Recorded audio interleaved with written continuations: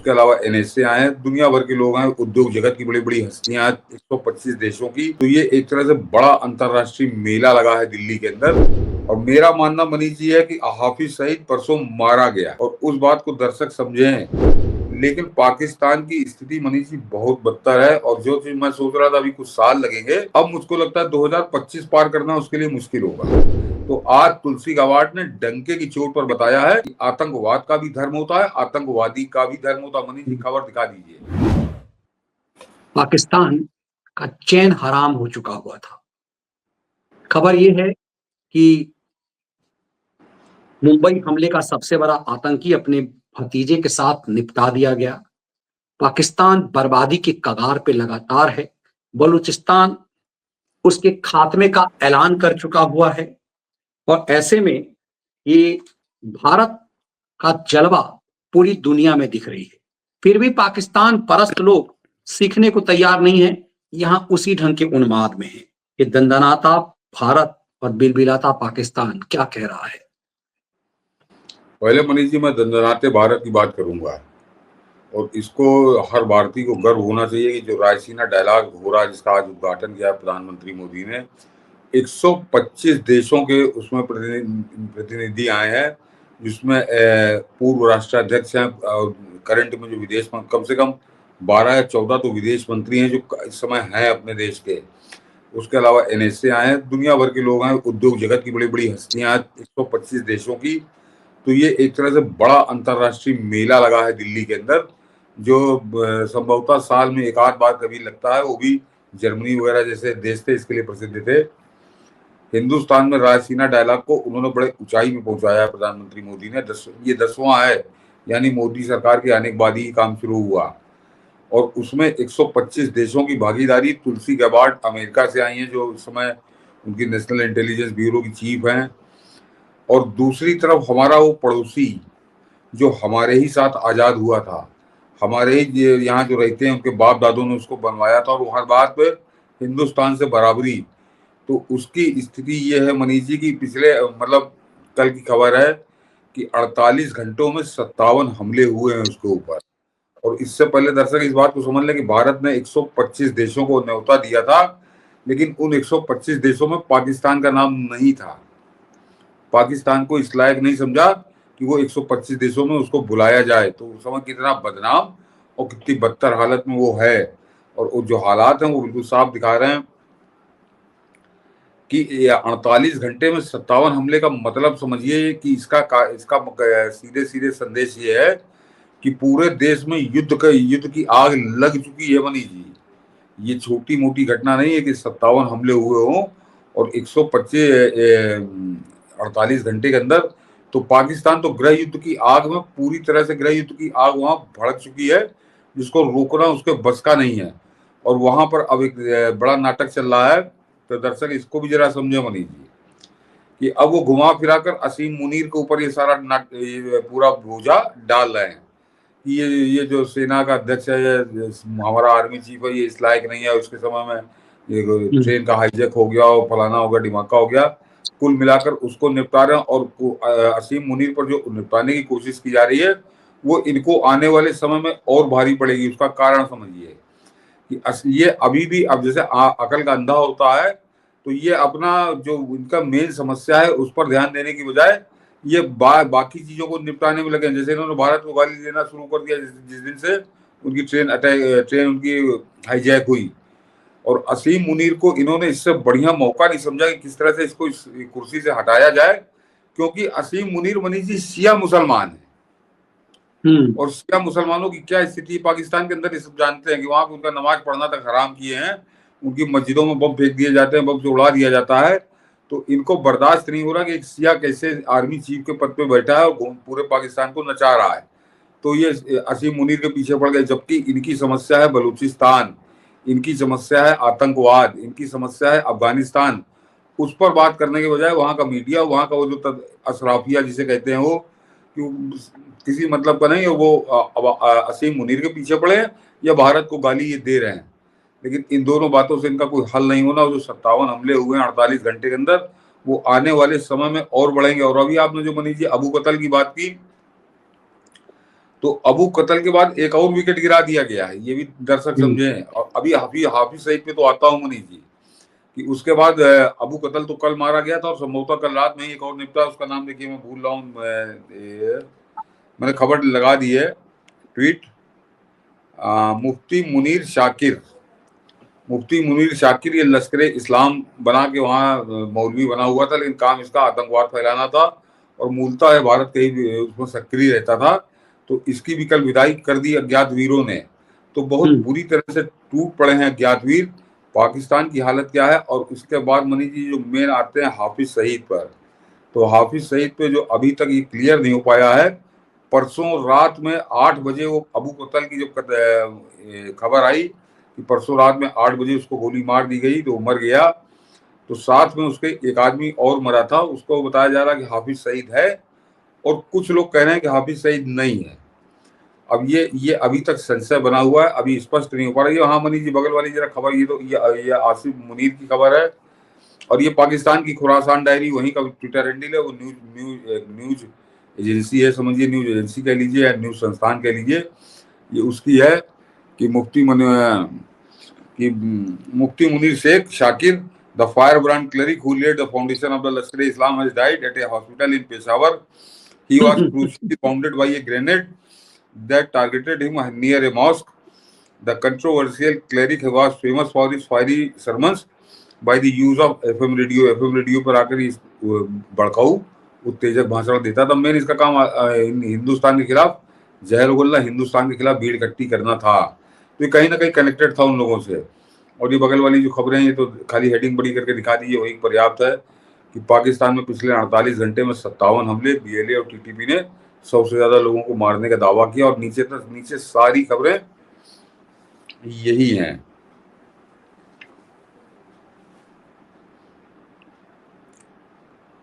तो 2 दिन के अंदर 57 हमले जिस देश में हो रहा, तो वो उस देश में बचा क्या मनी जी? सीधे सीधे है कि वहां पर सरकार के हाथ में कुछ नहीं है, सेना के हाथ में कुछ नहीं है, एकदम ब्लैंक खड़ी है वो।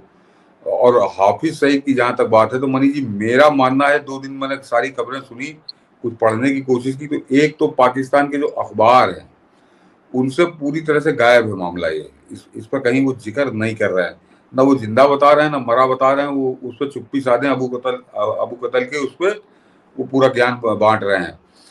और मेरा मानना मनीष जी है कि हाफिज सईद परसों मारा गया, और उस बात को दर्शक समझें, क्योंकि वो जेल में बंद उसको दिखाता था पाकिस्तान अमेरिका को आंखों में धूल झोंक रहा था, और वो बाहर घूमता था, सबको मालूम था। तो उसको ये कैसे बता दे कि सरेआम रोड पर उसको गोलियों से भून दिया गया? तो ये हाफिज सईद का मरना तो छोड़ दीजिए, उसको सफाई देना बड़ा महंगा पड़ेगा कि वो रोड पे कर क्या रहा था।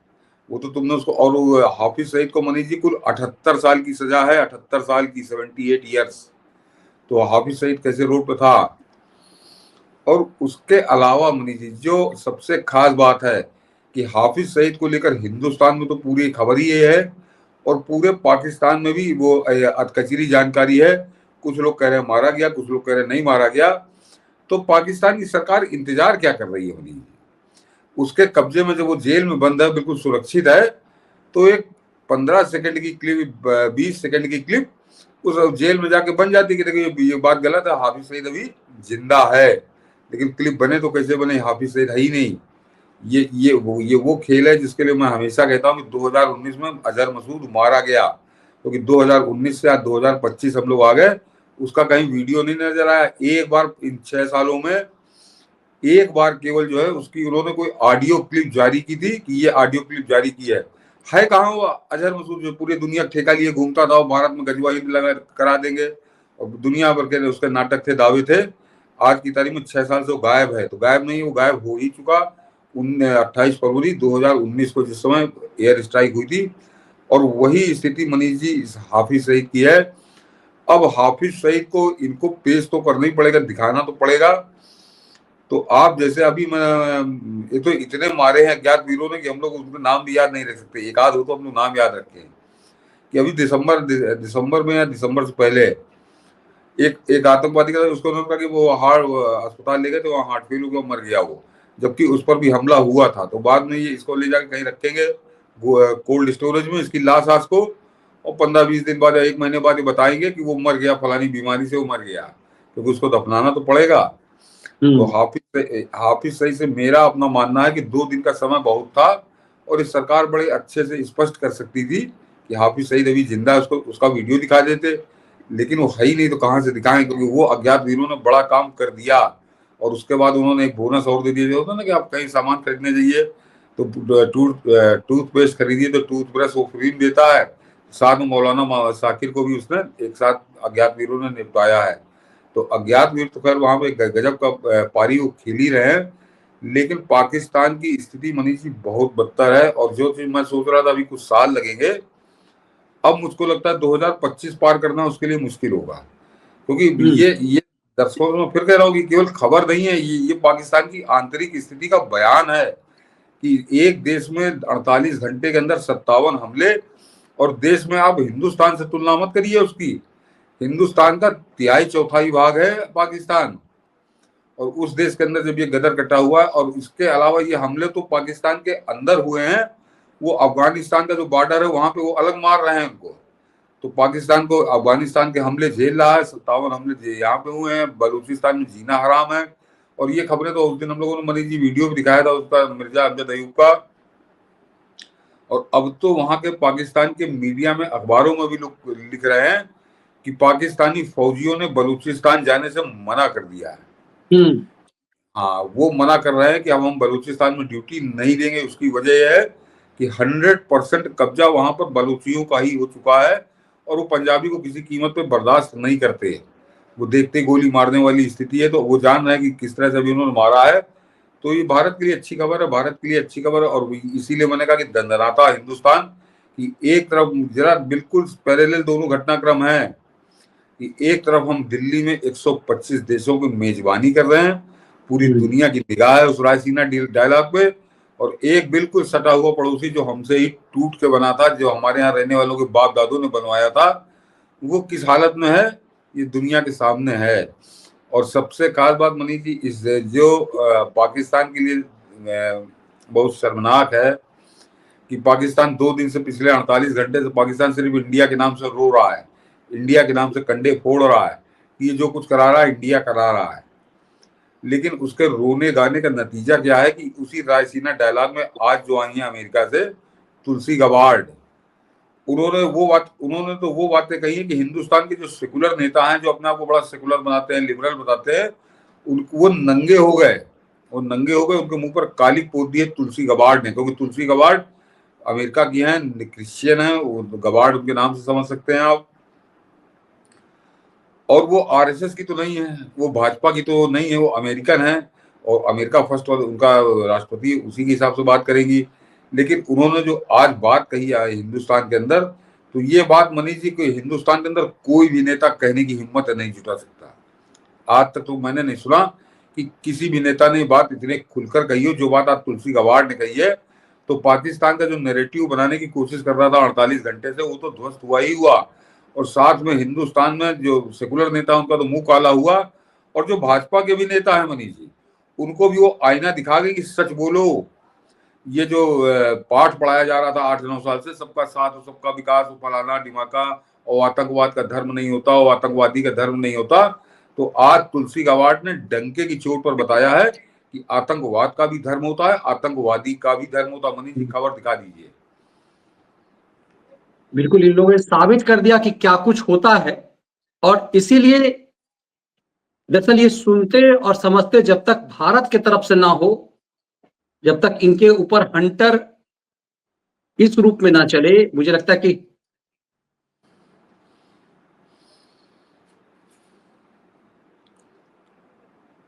तुलसी गबार्ड ने इनके मुंह पे जैसा ये थप्पड़ मारा है।